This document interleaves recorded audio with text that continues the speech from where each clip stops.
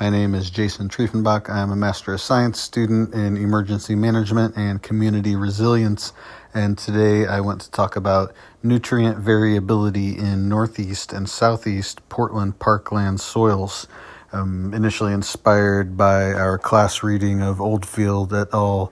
2014.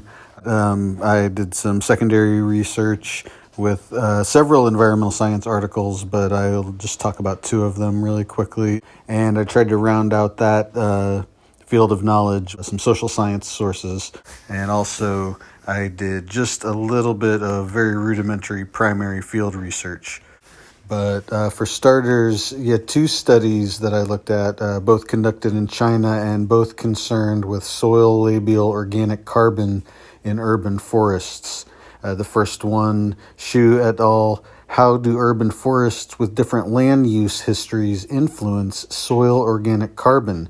And the second one, Huang et al., Soil Labial Organic Carbon Impacts, CNP, Stoichiometry in urban park green spaces depending on vegetation types and time after planting. And both of these were, they did sampling in two locations in China in urban forests, which have been part of a massive afforestation program that China started in the early 80s. Xu et al. Tested soils in Beijing parkland forests and Huang et al. In 3 parks in southwest China. And what did they find?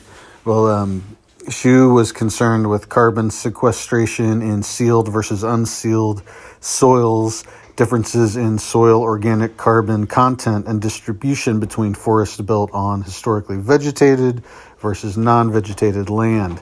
And particularly, they were interested in the labial organic carbon, which is the most active and accessible format that we find carbon in soils, and also the most vulnerable to disturbances.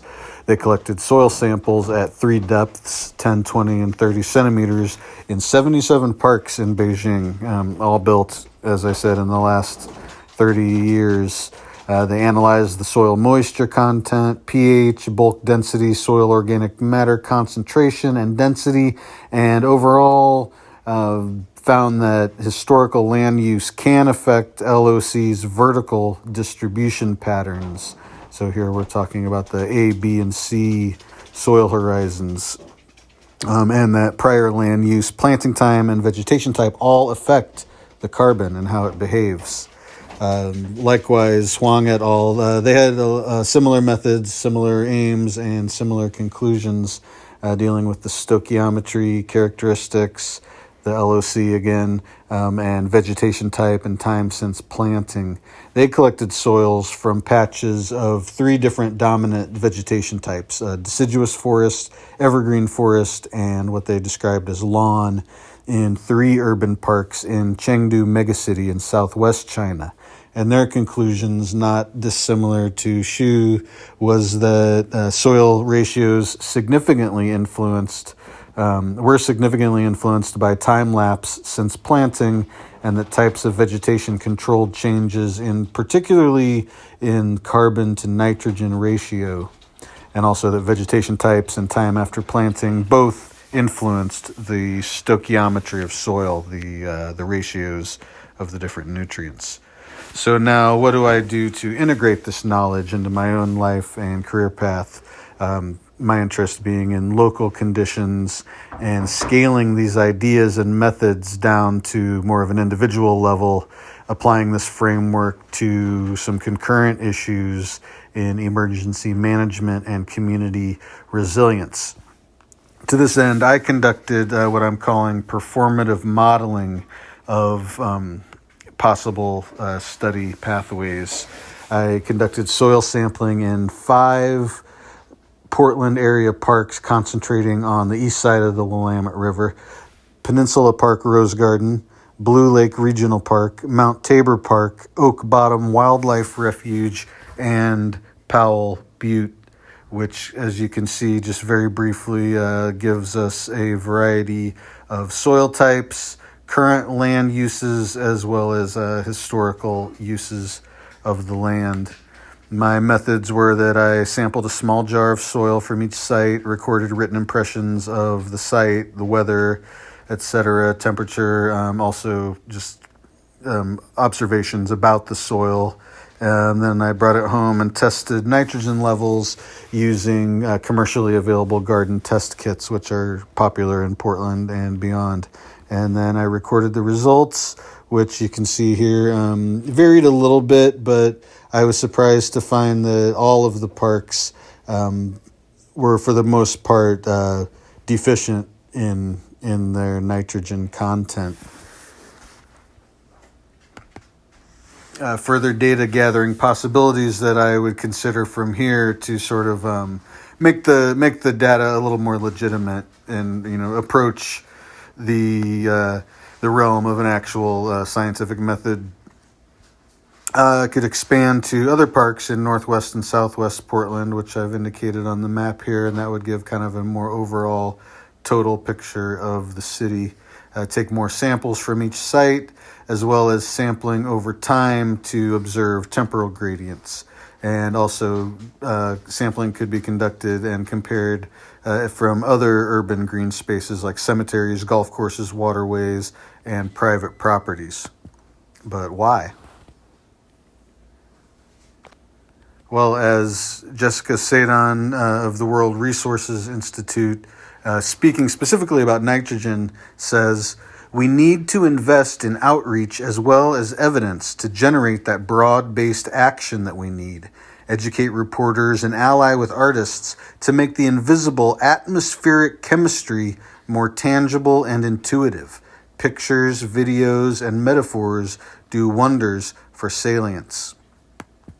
And my concern being community resilience amid high uncertainty. I just have a little bit more info here. A resilient community, says Houston 2018, is not simply a grouping of resilient individuals or organizations, but is a collection of people and groups who are able to interact successfully to facilitate adaptation of the whole. And then one more study here, Norris et al. 2008, gives us 3 psychological dimensions of social capital. A sense of community, which they define as trust and belonging within a group or locale, place attachment, emotional connection to one's city or neighborhood, and citizen participation, the level of engagement among community members in formal groups or organizations. What I'm starting to brainstorm now in line with these sort of community building and efficacy building concerns is outreach and using this soil testing as a form of storytelling to teach social emotional learning. I think that this could take the form of a kit containing the tests and background info and links to an online community and resources for sharing results with others. This would include a geocaching or other geolocation-based gaming component that utilizes icons or plaques in park sites with website and social media. This is all to be done through a lens of equity in which the kits and online forums supply sort of a framework that can be used and adapted by families, classes, social clubs, or neighborhood groups, placing the tech into community hands, minimizing the importing of external expertise and assumptions from outside the local cultural framework. So too, the online portals can include ideas and resources for action and applying the data locally so as to avoid one-way extraction of the data out of communities. This is all done in the interest of decentralized public education and community engagement, community involvement in sampling and tracking a biogeophysical function in the local environment, educational modules that are possible that could link this to topics like subsistence gardening, cooperative agroforestry, or salmon population disruptions, and among other goals could acclimate urban dwellers to thinking about the biological factors that go into their food production. Thank you.